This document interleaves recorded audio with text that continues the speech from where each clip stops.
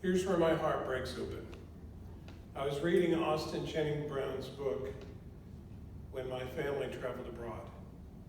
I was reading the story of a letter to her unborn son the morning we landed in Amsterdam. We made our way to one of the streets that faced the canal, a row of 4-story office buildings. They all looked the same. We walked in upstairs and looked around. It was nondescript like all the other buildings on that block, except here, 75 years ago, behind a secret passageway, behind a bookcase, Otto and Edith hid their family for over 2 years from the occupying Nazi army. Their daughter Anne wrote most of her diary from these rooms, looking out a skylight because all the other windows were blacked out. A letter written to a black child not yet born into a world of systemic racism. Letters from prisons by Christian theologians who could not sit idly by while they witnessed evil in the world. Notes in a diary of a young Jewish girl who still believed in the goodness of people. I wonder if Edith Frank wrote a letter to her daughters. I wonder if Paula von Hesse-Bonhoeffer wrote a letter of hope to her son in prison. I think of all the mothers wishing for a world where the love of God would transform the prevailing evil and be able to protect their children. I wonder how many daughters and how many sons long for a letter from home. How many are searching their inboxes, refreshing their text messages, waiting for a word of encouragement, a word of hope, a word of acceptance, a word of love and grace. Many of our LGBTQ brothers and sisters seek this word. They bravely step out into a world that tries to deny their rights, tries to deny their very existence, and they seek a word from someone, from anyone, to bring them hope, to bring them a sense of belonging. Church, we need to be that word for them.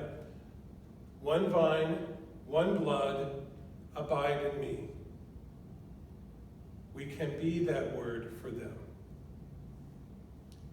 Glennon Doyle, who blogs at momastery.com, says she doesn't have a back-to-school ritual, except every year she sits her children down and she has the talk. She's done it often enough that the children know the story by heart. Glennon invites her love warriors, that's what she calls her followers, to copy and paste, to insert their own children's names, and to have that talk with them. She tells her kids about the boy named Adam at her school where she grew up. How Adam didn't look like, didn't act like, didn't smell like the other children.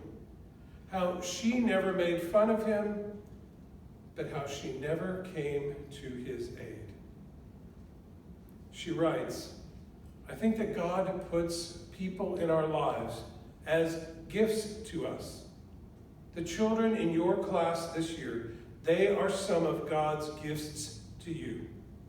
So please, treat each one like this precious gift from God. Every single one.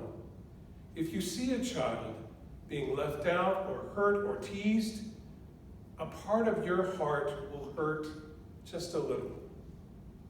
And she calls that heart ache compassion. And she invites them to act on it. It's God's signal to you to do something. She finishes her letter with this. We don't care if you're the smartest or the fastest.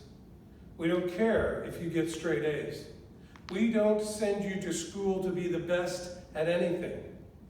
We already love you as much as we possibly can, and nothing will ever change that. We send you to school to practice being brave and kind. How many people are there craving for a letter like that right now? A word of connection, a word of shelter, a word of love. Church, we don't send you out into the world to be the largest or the fanciest. We don't send you out into the world to be the fastest growing or the loudest worshiping. We send you out to heal the heartache of a world of people, to connect people back to God and back to community, to be the word of hope, the letter of love for someone today. One vine, one blood, abide in me.